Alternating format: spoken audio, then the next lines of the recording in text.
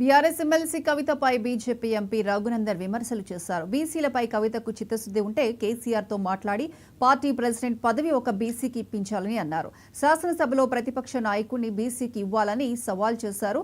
శాసన మండలిలో కూడా బీసీ నేతకు అవకాశం ఇవ్వాలని చెప్పారు. ఇచ్చిన 4 మంత్రి పదవులు బీసీలకు ఎందుకు ఇవ్వరని రఘునందన్ ప్రశ్నించారు.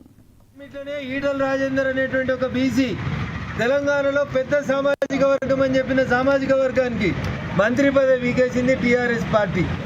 ఇవాళ కవితమ్మ వచ్చి బీసీలకు అన్యాయం చేస్తున్నారని మాట్లాడితే దయ్యాలు వేదాలు వాళ్ళు ఇచ్చినట్లున్నాయి. కవిత గారు ఇంకొకటి కాదు, నీకు పదవి కావాలి, మీ బావకు పదవి కావాలి, మీ అన్నకు పదవి కావాలి, మీ నాయనకు పదవి కావాలి, మరి ఇక బీసీలకు పదవి ఎప్పుడు ఇస్తారు కవితమ్మ అనేది ఒక్కసారి ఇలా ఫామ్ హౌస్ చర్చలో నువ్వు మాట్లాడు. మీ నాయనతోటి చెప్పు, అర్జెంటుగా వర్కింగ్ ప్రెసిడెంట్ పదవిని ఒక బీసీకి ఇవ్వని చెప్పు.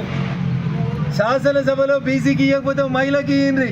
మేము మొన్న ఢిల్లీ ముఖ్యమంత్రి మాకు అవకాశం వస్తే ఒక మహిళకి ఇచ్చినాం.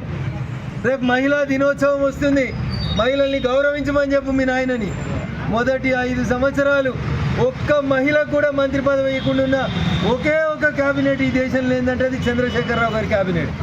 అందుకని బీజేపీని విమర్శించే కంటే ముందు మీ ఈపు మీ కనబడతలే చెల్లె జరెవరనే